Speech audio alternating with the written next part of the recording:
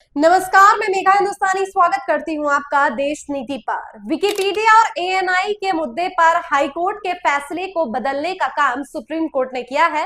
साथ ही supreme court ने media की स्वतंत्रता को लेकर भी बड़ा बयान दिया है। तो क्या था हाईकोर्ट का वो फैसला जिसे सुप्रीम कोर्ट ने बदल दिया, और कैसे एएनआई को लेकर टिप्पणी करते हुए विकिपीडिया के बारे में क्या कुछ कहा, सब कुछ आपको सारे पैमाने पर चर्चा करेंगे। तो वीडियो को अंत तक जरूर देखिए।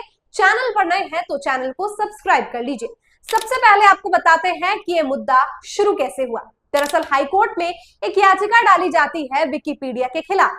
विकिपीडिया पर यह आरोप लगाया जाता है कि एएनआई का मानहानि करने का काम किया गया विकिपीडिया के द्वारा, और इसी मुद्दे पर सुनवाई होती है। और पिछले वर्ष अक्टूबर नवंबर की ये बात है जब सुनवाई के दौरान हाईकोर्ट ने फैसला सुनाया था कि विकिपीडिया को 3 नामों के का जो है बताना पड़ेगा, साथ ही उन लोगों को सुनवाई में उपस्थित भी होना पड़ेगा और उन पर जो है आगे कार्रवाई की जाएगी। लेकिन विकिपीडिया ने वो नाम नहीं बताया, जिसकी वजह से हाई कोर्ट ने जो है ये फैसला सुना दिया कि विकिपीडिया जो है उन्होंने गलत किया है। विकिपीडिया जो है मानहानि एएनआई का किया है, जबकि असलियत यह है कि मानहानि का मुकदमा जो एएनआई के द्वारा विकिपीडिया पर किया गया था वो हाई कोर्ट में साबित तक नहीं हुआ था, और बिना साबित हुए ही हाई कोर्ट ने विकिपीडिया पर कार्यवाही कर दी थी। और इसी को लेकर जो है ये पूरा विवाद शुरू हुआ।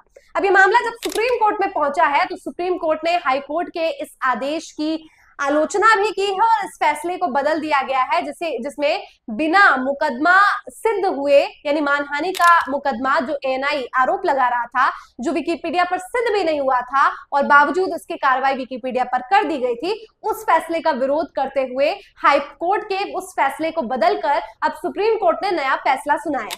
लेकिन सबसे रोचक बात इसमें यह है जो सुप्रीम कोर्ट ने इस वर्डिक्ट में बात कही है।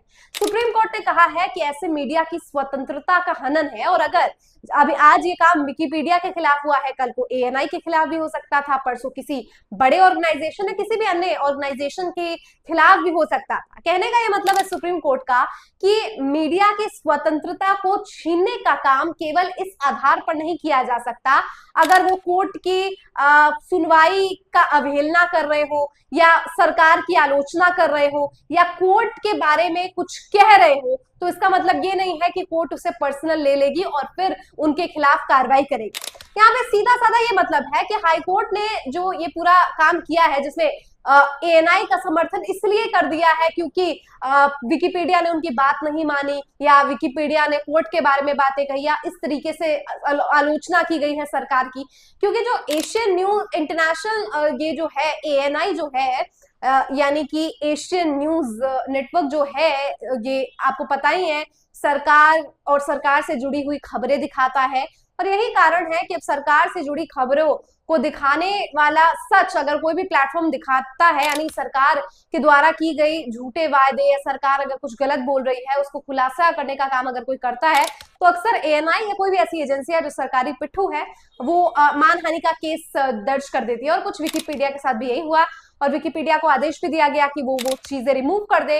हालांकि चीजें सिद्ध हुई भी नहीं थी विकिपीडिया के खिलाफ, बावजूद इसके कार्रवाई भी विकिपीडिया पर ही कर दी गई। और इसी को लेकर जो है सुप्रीम कोर्ट में जब ये मामला पहुंचा तो सुप्रीम कोर्ट ने विकिपीडिया की स्वतंत्रता को बहाल करने की, और विकिपीडिया के खिलाफ ये जो कार्रवाई की गई है वो कितनी गलत तरीके से की गई है, इसका भी विरोध किया।